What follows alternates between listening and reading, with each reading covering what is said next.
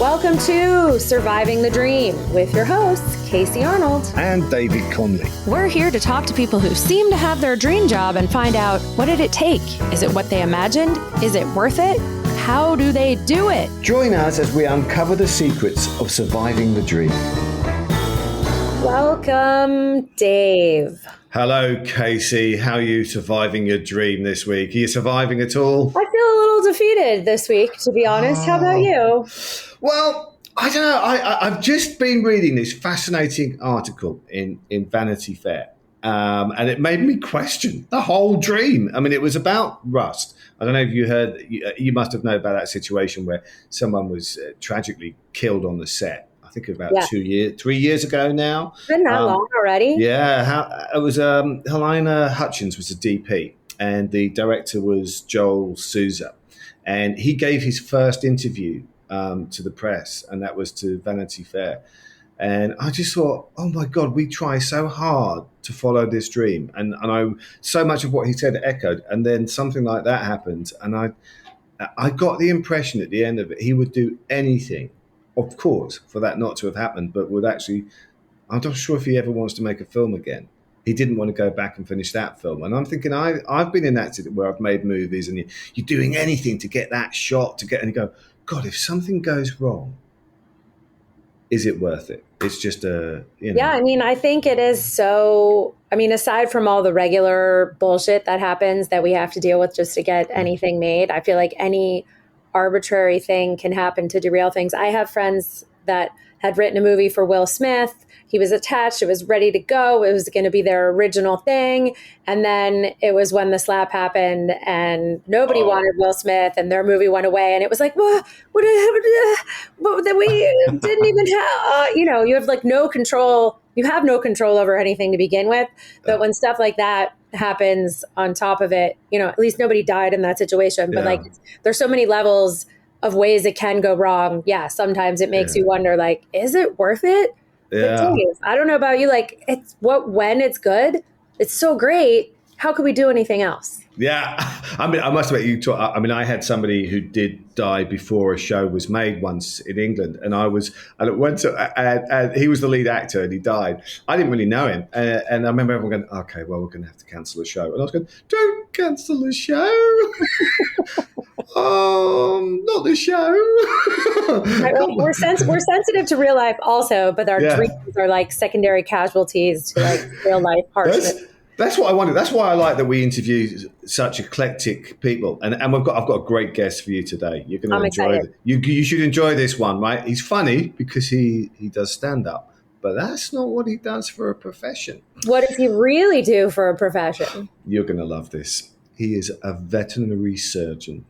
I hope so. We call him Dr. Michael McClenahan. Have I said that right? Are you a veterinary surgeon? Yeah, veterinary surgeon is what you would say in the UK, right? I'm sorry. What do you say in America? We just say veterinarian. Oh, okay. Right? We just say vet because too many syllables are hard for us. People go but then you get confused. Yeah. Because I got confused with vets over here because I was talking once to a vet and then I found out, no, he just served in the military. And I went, you're not going to help my cat, are you? Yeah. Unless he happened to have been a veterinarian in the military, then, he's a vet. Do they have that? Do they have people in the Yeah. Oh, tell me about that. No, I'm just intrigued. Then we'll get into you, Michael. So they have people who are, what animals need looking after in the military? They have dogs that do search and rescue. They have dogs that do, look for bombs, sniffing dogs, those sorts of things, protection That's dogs. useful. But then they also take care of the pets of the people on bases. So they have to do kind of all of that stuff. It probably started years ago with horses when they were still using horses. Yeah. So in America, you could be a double vet. I could. I'm not going to be. A vet, yeah. I've got bone spurs. I like that. Now we're Casey and me, we're both cat people. I didn't start out as a cat person. I became one. But I've heard this story. I've heard that same story many times. Like, I don't like cats, and then you got a cat. That's what happened, right? Yeah, Yeah. yeah, Yeah. yeah, You got yeah, to live with them for a bit to Yeah, really yeah. know people what who it's don't like like. cats have never really known one, right? Are you a dog Right. person or a cat person or an every animal person? You know, I dogs, cats. I mean, if you had to like if I really had to be pressed, I was always like a cat lover, but you know, I had dogs my whole life too. So, you know, I don't know. I guess I swing both ways on that one. So do you have pets of your own, Yeah. or are they all your? Oh, really? They're running around right now underneath my Really? feet. So if you see like stuff around me, like shadows Yeah. underneath me, that's probably my cat, or hear my cat yelling. You can probably hear her in the background. She likes to talk And when we're and out. you must save on vet bills, right? If one of them gets sick, I it must do. be. Yes, I do. I do get a discount on on the work that I do myself. You charge yourself. Oh, I charge I'll myself invoice double. my. Yeah. Do you ever bring them in to be like emotional support buddies for the other animals at the hospital if they're like lonely? I guess if you Oh, have cats, cats are not really good for that. well, I have 2 cats and 2 dogs, and Ah, the cats now, the cats, they're fine. They go where they're like chill. They're just like, I can handle whatever. The dog, there was a cat right there. Um, the dogs, the older one, Chewbacca, he can handle anything too. Like he's this little terrier thing, and he's fine. He can just go with the flow. Loves everybody. Everybody loves him. And then we have Ben, um, Dr. Benjamin Bean, who is a cattle dog, and man, he has a lot of issues. So I got him during the pandemic. He was one of these dogs that he had a broken leg, and then he was in a foster home and then went to another place, and then whoever had him couldn't take care of him. And so I said, well, I'll foster him for a while. I'll find a home for him. And of course I did. He stayed with me, but Right. he's got anxiety. He's got like he has you know, he's my girlfriend says he's a special needs dog. Like he really is just, and it's not like, I don't he know, found the he's not, perfect owner then. yeah, he Yeah. did. Like he's not like I have 3 legs, but I can still ride a skateboard. He's like the sun goes down and I see dead people. That's his thing. Oh. So yeah, So what? he's terrified of everything. And you're right. Like if he'd have ended up with anybody else, he would probably be back in the shelter, dead in somebody's backyard, just sitting there because nobody wants to be around him. And he's a great dog. Oh. Oh, Yeah, he's because just you know Oh. all the simple. special ways to treat him. That's good. Yes, Prozac is a So good wait, thing. I want to I want to go backwards. Were you always a pet whisperer and was being a vet like the Yeah. original dream? How did you start on this path? Yeah, I am one of those people who at 5 years old, when everybody else was like, I want to be a football player, I want to be a fireman, I was like, I want to be a veterinarian. So always, always, always right through. I mean, that was pretty much a beeline for me for being a vet. Like I never really considered much of anything else. And yeah, and my dad was a physician, and he was always like, you'd be a good doctor. I'm like, I'm going to be a doctor, Dad. I'm going to be a real doctor. So, um, but yeah, from Doctor? 5 years old, yeah, What made you pursue this though? Like at 5 years old, I mean, I wanted to be a professional footballer or a cricketer or a thing or a train driver. Yeah, I yeah. mean, what I'm fascinated is when people actually go the whole way. What made you go, this is worth it? Because there must have been sacrifices on the way. For sure. I mean, I think it was for me. I mean, I can remember the first pet I had was a little cat, white cat with a little black fuzz on the top named Charlie. And then I had this string of cats that died horrible deaths. Oh Oh, no. Like all through my youth, like they just kept dying. You know what I mean? oh It was no. horrible. Were Um, you feeding them? yeah, like and it was like things that were like, you know, one got a bad infection of some kind, and it was kind of not things that were common. It just like I just had bad luck. And then Hmm. when I was about 12 or 13, after I'd lost this cat that I loved so much, about I don't know 3 or 4 months later, the vet in town calls up and says, hey, we have some kittens here that need homes. If you're ready for one, you know, why don't you come in and get it? And I always remember that the way she made me feel, um, like that she really cared about me and she remembered all of that. And that was when I like solidified, like, yeah, this is what I want to do. I want to help people and their connections with animals and yeah, make people feel the way she made me feel. Wow. That And is beautiful. how long does it take to become a vet? Does it take like 7 years or something like that? Yeah, it takes it. You do undergraduate, and Yeah. then 4 years of vet school. Yeah, Wow. so 8 years And usually. and at what point are you out in the field in that 8 years? Uh, for me, the way it sort of went through at Iowa State was you did 3 years of pretty didactic classroom work, and this is after your undergraduate work. Then you do your Mm. 3 years pretty much in classrooms, and then your fourth year is clinical stuff, and then you can go out into the world. Now, a Wow. lot of vets now are doing internships and residencies, just like you know physicians are doing. Mm-hmm. It's not required, and there are probably, I would say, maybe 30% do an internship and then, Mm-hmm. go on to specialize. It's becoming more and more specialized. Unlike what I did, which was just, general practice. You go out and learn how to do it on the job. You're very wet behind the ears when you start, and you need somebody that's really going to show you how to do the job.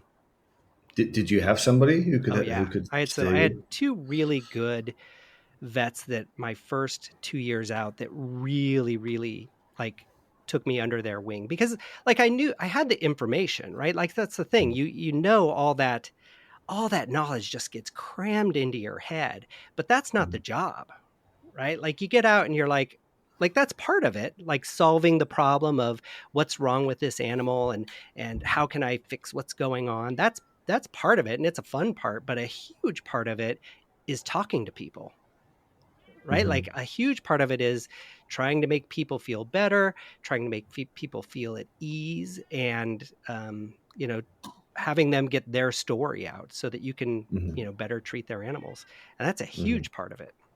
Mhm. Do you Mhm. have a technique that you use to like set people at ease, or is there a common thing you've heard from people when they come in with their animals? Um, yeah, for me, it's a lot of humor, actually. I'm finally, I started doing stand up when I moved to LA, maybe how long ago was that? It was probably 10, 15 years ago now. And I loved doing it, but now I have a full-time job that kind of gets in the way, so I don't do as much as I Oh, used to. so That's a good It's call. You don't it's want to leave that stability for stand up.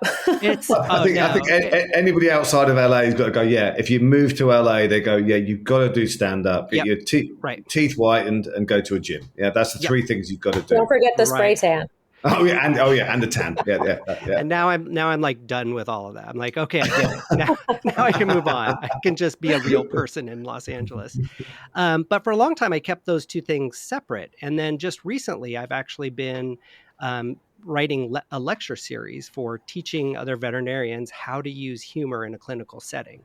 And Mhm. so, there's definite techniques that you can use, like when you're in an exam room, to get people to relax. So if people start Mhm. laughing, your cortisol levels go down, your oxytocin levels go up, you feel good, there's more chance for connection. And I've seen it time and time again when people are in there and they're tense and they're not really sure what to do. And you make some stupid joke, some dumb dad joke, and it lets them laugh, and you could just see their shoulders relax. And now we can have Mhm. a real conversation.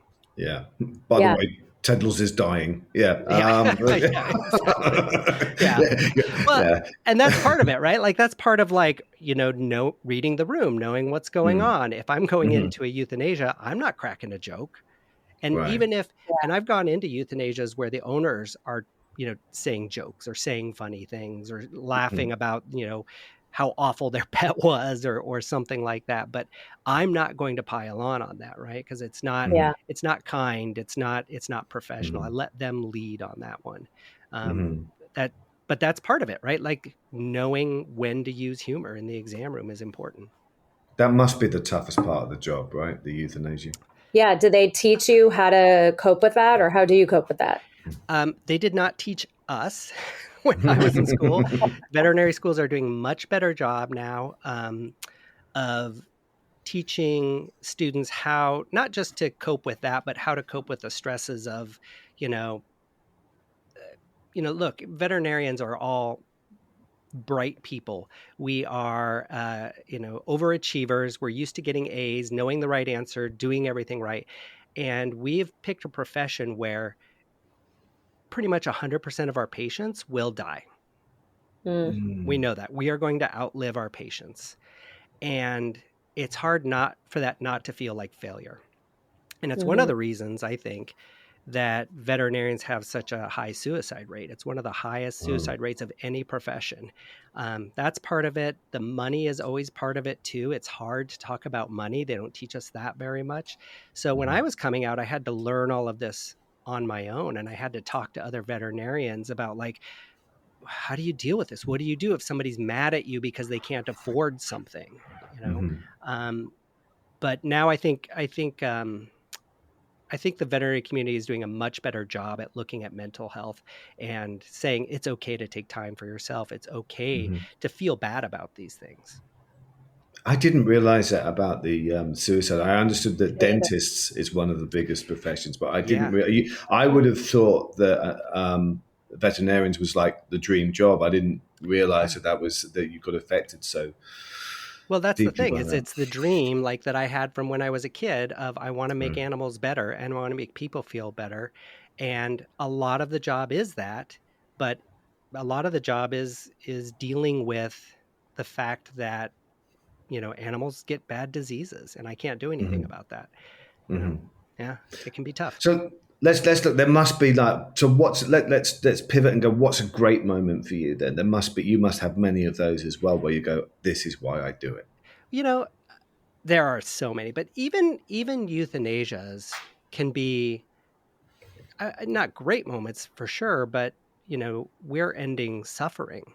You know what I mean? Right. And if Mhm. I can have that moment be maybe not, it's never going to be less sad and it's never going to be easy, but if I can have it feel like it's the right decision for people, I mean, that's when we get all of our thank you notes come from thank you for making the transition for our pet easy. I don't get thank yous for saving animals. I get thank yous for making euthanasias easy. Wow, that's Yeah. I mean, interesting. that is like the worst part of being a pet owner is losing them. But you're right, having to decide, like, am I keeping them around for me? Have I Yeah. held on too long? Are they Right. suffering? Is now the time? I've had to make that decision, and it is really hard. And you like talk to your pet. You're like, tell me what to do. I don't want to have to Yeah. decide this for you. Give me a sign. Yeah. And being a pet owner myself and having lost my own pets and gone through it, it's not easy being on the other side either.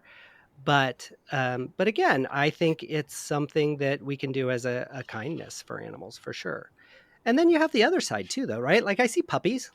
I see puppies and kittens and they lick my face and I can give people information about behavior problems and they, if I can just tweak one little thing that makes their relationship better. I had that just this week. It was a young couple that came in and they were having so much trouble with their dog and they were fighting, you could tell, about what was the right way to train this dog and what do we do, and one wanted to be, oh, we have to be the alpha, no, we have to, so I told them what I like to call the right answer. And I explained it in ways, I'm like, look, your dog doesn't understand, this is what your dog's thinking, this is what it's feeling. And at the end of it, I could see they were just like, oh my god, thank you for helping us, like, just come to an agreement, right? And you could see like the stress level went down and everybody was on board. And I just know just taking that stress level down is going to make that dog's life better, right? If we could just get everybody together.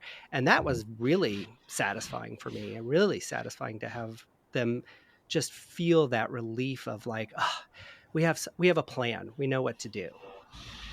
What amazes me about veterinarians, I mean, like if you're a doctor, human being, there's only like there's a human body. You know what you're dealing Yeah. with, right? Yeah. But you have so many different animals that Yeah. you are expected to have knowledge about. Yeah. How do you juggle that in your head? And maybe it's a double. What's the strangest animal that you've had to deal with? Yeah. Well, first of all, try being really smart. That helps.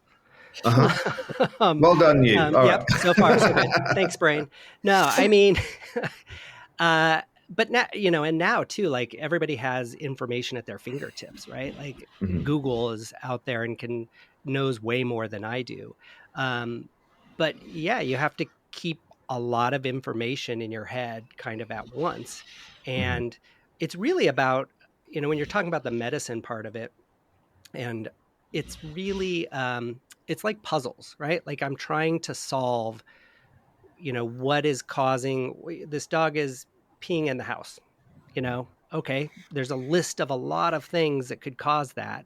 And so now I have to kind of go through and try to pick out pieces and ask questions and what test do I want to run? And, something, in human medicine, they have insurance, or, in some places they even, decided that everybody's going to have insurance, like in the UK, like, yeah, you know what? We think everybody should be taken care of. But for here, I have to often think about like, okay, what test do I have enough money to run? And how do I piece that together? And one of the things I love about being a general practitioner is I do get to see, I do dogs and cats. And to answer your question, I used to do a lot of ferrets, rabbits, rodents. Lived in upstate New York where it was like farm country, and if it was me or nobody. So I had to see everything that came through the door, right? The old James Harriet type thing. Oh, wonderful. Yeah. And Horses. so hedgehogs, Yeah. that's probably the strangest thing that came through. Gerbils. But I like to do that. I like to do a little bit of everything and do a little bit of surgery and do a little bit of medicine. It's fun. And what was wrong with the hedgehog? The hedgehog had, and I've seen this a couple of times now, a hair. The owner had long hair, and a hair had gotten wrapped around one of its legs or around the foot, and it cut off the blood supply to the foot. Oh. And so they didn't notice it for a while, and so we had to like amputate part of the foot and then stitch it back together. And and it was fine. God. It did great. Yeah. What? And the hedgehog was walking around fine. again? Yeah, it was fine. It wasn't the whole thing. It was part of it. There's a lot to unpack there. First of all, people own hedgehogs? Yeah, they're pets. Yep. How do you notice your hair getting wrapped around the foot like it's that? a hedgehog. Like they have spikes around, right? Like you're not looking at their feet very often. Right. So, they're not very cuddly pets, I wouldn't have thought, right? I may be like, ow, ow, oh God, I love you. Not at first. It's all masochists that love it. Like, yeah, oh, I love this pet. Oh, yeah. Oh, God, you little prick. Oh, yeah. Oh. My safe word is hedgehog. Wait, that's Wow. Have you ever been hurt by an animal? I've been bit a few times, scratched by cats, bit by cats. That's I get that, Michael. I get that. Just staying at home. We want to know about you, but not very much. Mostly not, because I mean, I know what I'm doing. Like I can usually tell if a dog or a cat is about to bite or strike or something. I can see it way before anybody else does, like in the general public, right? So anytime I see a classic thing is I go to a lot of lectures on because we have to do continuing education, 36 hours every couple of years. And so I do a lot on behavior. And so a big thing in the behavior was like, oh, the dog whisperer. Everybody thought he was so great. And all the behaviors are like, no, he's not great. He does not give good advice. The only good advice he gives is like, be calm and be confident. Other than that, it's a lot of bad advice. And so they would show clips of the show, like right before he got bit by a dog, right? And they would usually stop it before the bite happened. And you could look around the room and every veterinarian kind of had that look on their face like, oh, here it comes. Oh, look out, look out, look out, look out. And seemed either he didn't care or didn't know that dog was like, oh man, it's ready to bite. It was good television. That's why he kept going. Yeah, for sure. And, and I've met him. He's a nice guy. He definitely means well, but, it's not always the best advice to, surprisingly, TV doctors and TV behaviorists and trainers are not always the best at their field. Not always. Some are probably pretty good, but some of them are probably not. Mm-hmm. There's a bell curve in everything. Right. Is there stuff we should look out for with our dogs and cats as the surefire? Like I know my one cat can be like purring away in her most joyous time. And if you get that one extra pet that you didn't realize that things just shifted, she lashes out and scratches you. Right. And so purring isn't always happy. Wagging a tail on a dog isn't always happy. It just means excited, right? So it just means activated. And so you have to look at a lot more. So for cats, it'll be, what are the ears doing? What are their eyes doing? What is the tail doing? Is it doing that little twitch, twitch, twitch, twitch, twitch, twitch, twitch? Or is it doing a long, slow, like, yeah, that's good. This feels nice. Those are the kinds of things you look at, but you put everything together. And one of the things that I do for our clinic is I teach the technicians how to not just recognize those things, but actually they have to be able to verbalize them to me. So sometimes I'll stop and I'll be like, okay, everybody stop. I want you to tell me 4 things this dog is doing that are saying that it's uncomfortable.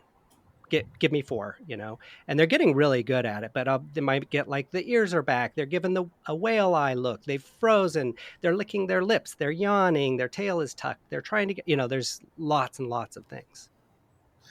And is this something that you learn as a veterinarian, or is this something that do you feel it's like kind of instinctive now? Yeah, I think for most veterinarians, it's been one of these things we've learned as time has gone on. We've gotten good at it. For instance, I would not be good at knowing when a horse is uncomfortable. Like, I'm not a horse person. I learned all about horses, but I did not spend much time around them. So I'm not great at knowing that stuff. Horse people, absolutely great. You know what I mean? They can tell that for sure. But I think they're doing a little bit better job of teaching those things in school. When I was in school, I had one class that was an elective on behavior. Not everybody took it. It was just something you kind of learned as it went on. Like, oh, is there a behavior? It was all medical based, medical. Right. And so it's something for me that I've taken a lot of extra coursework and a lot of continuing education, many, many years of work to not just be able to recognize those things, because for me, it probably was mostly instinctual, but to be able to then put those into words. And now you're teaching as well, it sounds like. And how does that make you feel as a vet and make you think differently? I love, well, teaching is also standing up in front of people talking. So it's like, when everybody's get them out a microphone. Do not give me a microphone. You will regret it. Can someone please light the vet? He's done more than 7 minutes here. Yeah, it's flashing. It's like a constant flashing light. They got the cane in the background ready to drag you off. Exactly. I was always doing a little bit, like doing talks for undergraduates here and there about what it's like to be a vet. It's really been in the last 2 or 3 years that I've developed a lecture series on the use of humor. So I have 5 hours of lecture that I can do, and I really like it. It's a new sort of it's a new direction and something I feel like I can do as, I'm getting older. I'm not going to be able to do this forever. I also have a familial tremor. I don't know if you guys can see. So it's pretty bad today, actually. Oh, really? Yeah, there's my tremor. So I take medicine for it, but I'm not going to be able to do things like surgery forever, And so now transitioning to where I'm teaching more actually feels like something that I can do, well into the rest of my career. I really like doing it. And I have a podcast too. So my podcast partner and I, we started a workshop for like early career specialists who have to give talks and teachers on teaching them how to give effective scientific presentations. So we've got workshops that we're doing and developing coursework. So it's fun. Nobody's doing it. It's brand new. We're just figuring it out. So you're having to diversify, it sounds like, the older you get. Well, I suppose we're all doing that. The guy where I work now is Dr. Pitts, bless him. He is 86 years old. Still comes in like 3 hours here, 3 hours there, but he just loves it, man. I mean, he will do that until like he dies. You know what I mean? Like he will come in unless he's dead. And it's because he loves it so much. And even when he's not working, he does more continuing education than anybody I know, because he's constantly coming in. I read this new article about this thing, and you know what? They used to do that back in the 60s, and he's got some great stories, but still sharp. It's just his body isn't able to do what it used to. Do you think you'll be like that? Do you think you'll be going on till someone please will Michael call the Undertaker? Michael's gone, but he's still like, yeah, I hope so with this cat. Yeah, I is mean, there like a standard shelf life for vets that you like work until a certain age and then you transition to doing something else? not, that's a great question. I don't know that there is. Most vets work pretty standard, I guess, until their mid 60s and 70s, and then they retire. Hmm. Although that's changing a lot because veterinary medicine, when I was in school, it was about 50-50 men and women, and now it's about 90% women. And Hmm. Wow. so, yeah, and so that has changed how the profession looks. And, the days of, oh, you're going to work 6 days a week, 7 days a week, 80 or 90 hours, those are gone. People don't want to do that anymore. And Hmm. if a woman wants to have a family, how does, she has to take time out for that. And the profession has had to change to accept that. And I think it's a good thing, actually. I think it's made our profession better and more tolerant of, differences. And I think it's going to only be good for us. Why do you think there was this huge gender shift? I don't know why it was. It started probably in the mid 90s, so about when I was there, it started just to shift over. That's probably a good question for sociologists about Mhm. why certain things seem to be gendered so much. Why are nurses more female than male? Hmm. And I don't know the answer to that, but it's sort of definitely, once there was a tide of it turning, it just snowballed. And a lot of the classes now are like, yeah, 90% women. Hmm. Wow. How does it measure up to like 5-year-old Mike's dream of what being a vet would be like? In some ways, very much like I expected. I'm doing general practice, although, um, at the time, I thought I would probably still be living in small town Iowa. so, Mhm. so I kind of missed that a little bit. That's not exactly where I ended up, but I'm mostly doing kind of what I expected, and it's pretty great. I had a roommate. This was a few years ago who we came down on a Monday morning and he was getting ready to go to work and he's like, Mondays, right? Huh. And I was like, you know what? No, like I like my job. I like who I work with. I like going to work. This is pretty great. Like I can't believe, I have a job I like going to. Now that doesn't mean I don't have hard days. That doesn't mean I don't get burnt out, but for the most part, it's a good job. I like it. I like doing it. And I, will like doing it as long as I can. That's been a theme we've had. Did you ever get to go back and tell that childhood vet what an influence she had on you and that you're doing it too? Yeah, I did, many times. So it was a very small town. So like her little brother was one of my best friends. I dated her sister for a while. It was small town. So yeah, I got plenty of chances to talk to Weir about that for sure. That's amazing. I did not expect that answer off. We're Yeah, going, yeah, yeah, sadly, yeah, sadly, we never crossed paths again. But no, yeah. you No, dated her sister. yeah, Wow. yeah. Well, I mean, there were 12 of them, so there was Oh good my chance. word. Yeah. This is a whole new It podcast here. it is, Yeah, it yeah, is, yeah. it is. Yeah. The other job that I always thought I would be doing, and can't remember, I might have been 10 or 12, and they said, what would be your dream job? And I said, to think of stuff. People were they're like, that isn't a job. And I was like, you said dream job. I mean, like, I just want to sit around and think about stuff. And I do a lot of Professional that. think tanker. Yeah, yeah, yeah. Hmm. How have you survived this over these, your adult life? You are literally living your dream. Yeah. How have you survived it? It's definitely had ups and downs. Pick up my cat there. Um, she keeps, this is a Pazuki McStarving face, so she keeps bugging me. So She doesn't yeah, look like she's starving. no, she's not. Um, but no, I've had times, um, I mean, I've dealt with depression as well and burnout at times. Therapy has helped me a lot.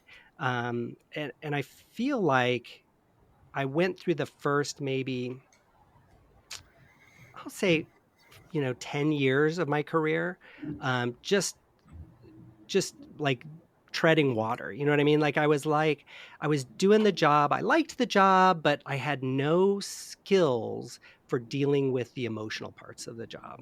And Mm-hmm. then I started going to therapy, and all of a sudden I had all these skills, and now things are much better. I mean, it's not perfect, but I at least have a way to deal with the tough things that come up. So for me, I would say I'm very fortunate that I um, found therapy and that it has helped me survive this dream, because it's not always perfect. You know what I mean? Like you have this idea of what it's going to be, and it's not that all the time. There are hard times, and you need to be able to survive the hard times so that you can have the good times too. Mm-hmm. Do you mind talking about what are the hard times? What makes you question it? I think for me, the hardest part is, well, for a long time a lot of it was, i I never wanted to be wrong. I never wanted people to be mad at me. And when you're in a job where money is part of a big part of it, and there's emotions around that, people are going to be mad at you. Mm-hmm. And you're going to be wrong sometimes. There's just no way around it. So those were really hard at first. Those were the things that were really hard for me to deal with. um, More lately, it's been a matter of just having enough to give to the profession. It's a very emotionally and mentally taxing job. And so, I mean, I notice when I'm at the end of a week. So I do 3 12-hour shifts. And I notice when I'm at the end of that last shift, I can tell I'm like, I want to be like, just take the antibiotics. Yeah, it's fine. Go, like, let me just give you the quick answer and get you out of here. And I have to really concentrate not to do that, because Mm-hmm. that's not the same energy I'm giving to the person at the beginning of the day. So Right. it's really hard to keep that energy up, and finding ways to, you know, get that energy back, or not not give out more than I'm getting back, Mm-hmm. has been the most challenging lately. Mm-hmm. Do you have things that you do that help you feel more resourced, like a routine that you stick to? I think the thing, yeah, I mean, exercise is a big one for me. I mean, I'm always out, you know, running, biking, swimming as much as I can, skiing in the winter. Um, so exercise is a big one. And then for me, it was also making sure that I take enough time off. So doing the 3 12s, a lot of doctors would do it. Oh, I can do one more day to make a little extra money, and there are plenty that do. And if they can do it, God bless them. But I can't. If I do 3 days in a row, which sometimes I do 3 days in a row, sometimes I do 2 days, then a day off. But the day after that is a do nothing day, and Mm-hmm. I've given myself permission to sit in front of the TV, watch my Dungeons and Dragons show, Mhm. read a book, but I don't have to do anything. I don't have to work on my lectures. I don't have to write anything else. I can just do nothing. And that has been a, big help for me. That can be a tough place to get to, right? Mm, Permission to to give yourself permission to do nothing. yeah. How did you get there? I just needed it, and my girlfriend is a labor and delivery nurse. And so she has kind of the same, 3 12s. And she had the same kind of idea of like, I would come home after, and she was on her day off, and she was like, I didn't do anything today. I just sat there and I just watched TV, but I was just so beat. I had a really hard day at work. And I was like, and I remember thinking like, yeah, that's okay. Good for you. You did that. And then and it occurred to me, like, why am I giving her that permission and feeling, but I'm not giving myself that permission? Yeah, Like, oh, that, Mm-hmm. like, a light switch went off. And she Mm-hmm. was very supportive of that too. Like, yeah, you need to do nothing tomorrow. Why don't you, take the dogs for a walk, go for a swim, and watch some TV? Mm-hmm. You brought something up a couple of times now, Michael, and it's something Yeah. I really relate to. Is like, I mean, the advice is always, so good advice is find what you love to do, and then find out a way of making money from it. Yeah. And you say that I'm getting an implication that you find that bit quite tough, the financial bit, the things that you have to say, well, actually, sorry that Tiddles isn't very well, but you owe me $500. And I relate to that as a comedian and as a writer, as a performer, that I go, oh yeah, I'm not very good at looking after myself financially, going, oh God, you've got to pay me for this. Yeah. So let's discuss that a little bit. How do you approach that? And how have you had to approach that mentally for yourself? Yeah. For me, well, a big kind of a lucky thing, I guess, is I'm not the business owner. So I don't set the prices. So there's a little bit I can be like, oh, it's not my decision.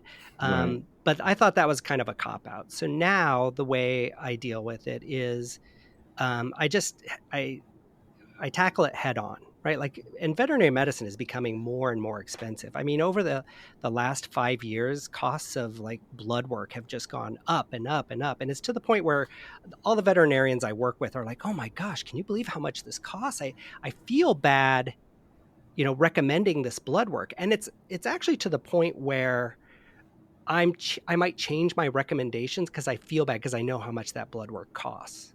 Do you know what I mean? And that's not a good place to be for medicine. I shouldn't be doing that. I should be making the recommendation based on the medicine. And so this conversation that I'm having with you right now, I have this with my clients.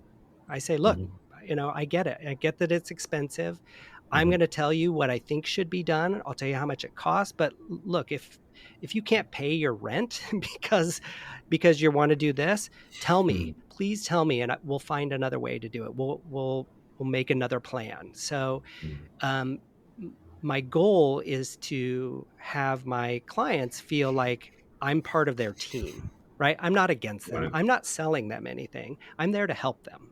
And I have to meet them where they are to be able to help them. And that has been very useful. It makes it more comfortable for me to talk about it because then I don't feel like I'm just selling something. It makes me feel like, okay, here we go. We're going to do this together. Let's figure it out. And do you have that moment, like I mean, I certainly have it where I remember when sometimes I get paid for doing a job that I love. I go, I can't believe I'm getting paid for this. Do you have that? Or is it like, no, actually, I deserve this?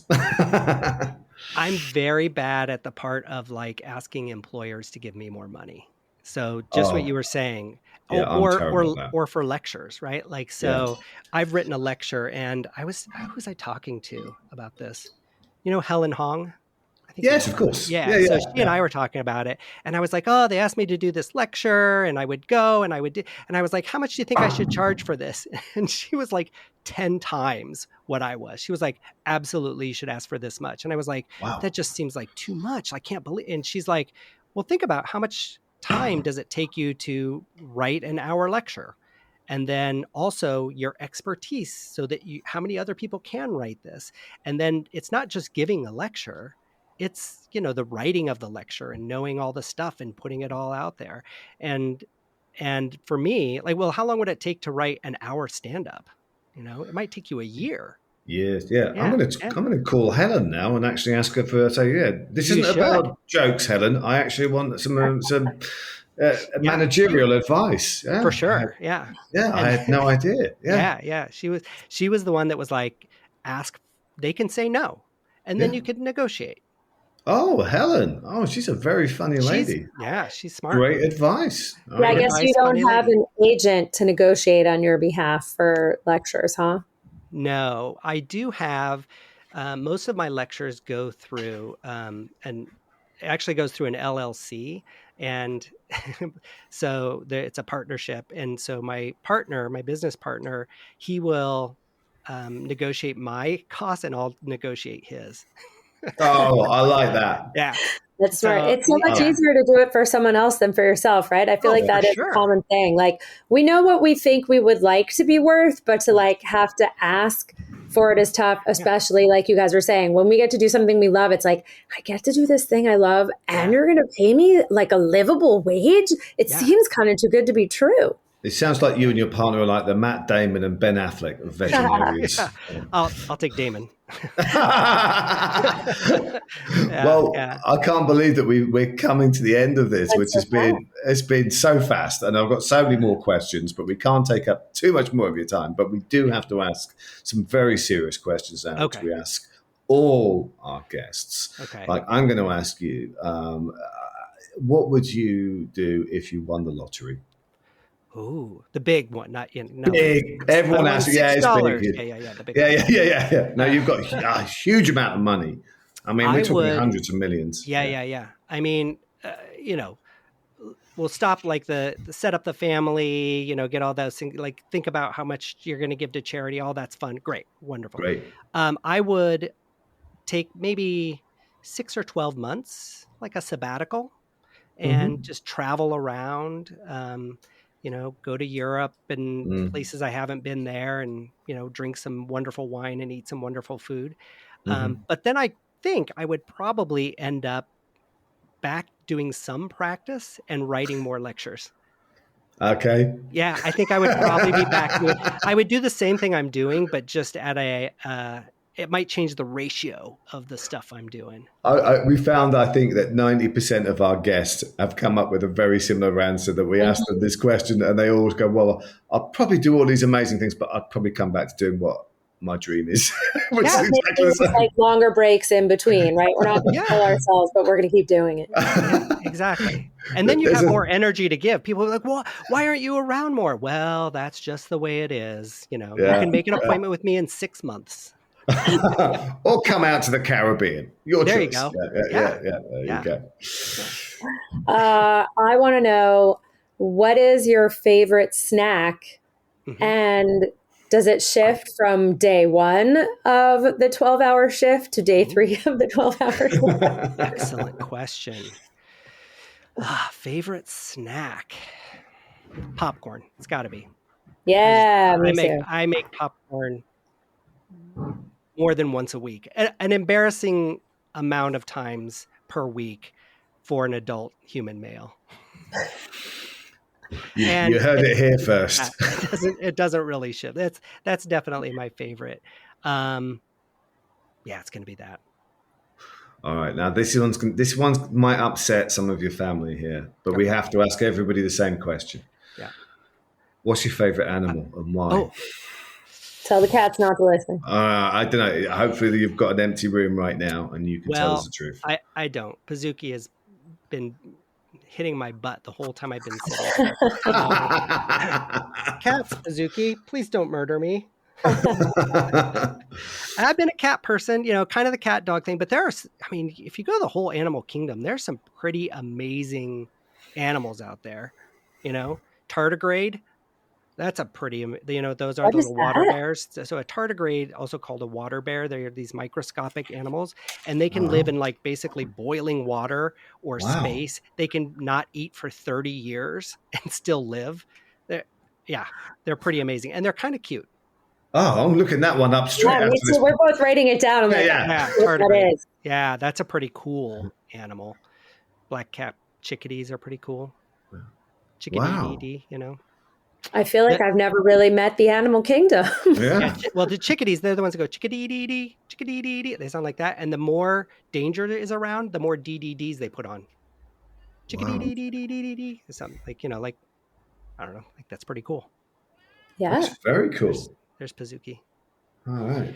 go Yeah. to vet school. So I didn't really answer. So I guess I'm gonna have to again, just a smidge of an edge um to cats. But if I had to say like one animal, it was Mm. probably Barney, my cat, who I had from the time I was about 13 until I was 30. So he and I went Oh, through a lot of life together. Yeah, that's impressive. Yeah. That's an old kitty. Yeah. All the others, they're way up there. It's like, that 100-meter dash closeness. yeah. Wow, you really want to be the cat of a Lightning. vet if you want to set some records. Yeah. Yeah. Yeah. He just got it at the line.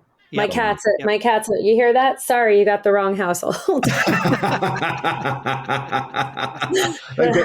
got their cases and their litter bags. Yeah. They're moving out. Yeah. Well, I guess I'm out of here.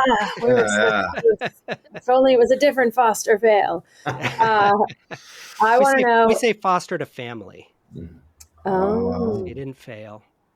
that's good. Yeah. I was a sucker anyway. My friend asked me to foster, and I was like, she knew that I would get attached and they'd never leave my home. That's why I don't foster. I cannot. Yeah. Oh yeah, because you would I would keep them all. Mm-hmm. Yeah, of course. Yeah. That's probably the biggest hazard of being a vet. Maybe is like potentially accidentally adopting like 97 animals. It does happen to some. Dr. I've been pretty good about like no room at the inn. Can't do it. That's a good boundary. I want to know, last question, if we really knew you, what would we know about you? If you really knew me, what would you know? I mean, that's changing throughout my life, right? Like if you met me when I was, having depression issues, you would know that I was, sadder than I looked, and that I was afraid a lot of the time and anxious a lot of the time, but that's not me now. So I guess if you really knew me, you would know that it's a continuum, and that, right now I'm in a good spot. Wow, what a way to finish. This has been so delightful. Thank you so much for coming on. Thanks for having me on. This has been great. Michael, and then tell us about your podcast one more time so the listeners know where to go listen to Dr. Mike's podcast. It's called The Vets Unleashed. It's two veterinarians that sit around, talk about veterinary medicine, and have cocktails. Oh, and booze. That's a winning combination. That is. Yeah. Oh, yeah. Pooches wherever and you get your podcasts. Yeah, there you go. Yep. Michael, thank you so much. So great for you to share. We've really enjoyed having you on here. Thank you. I've enjoyed being here. Thank you so much. Quick shout out to Mike Nicholas for being our tech savior, and Carmen Sclafani, also known as Wiser Time. Thanks for our music, and thank you all for listening.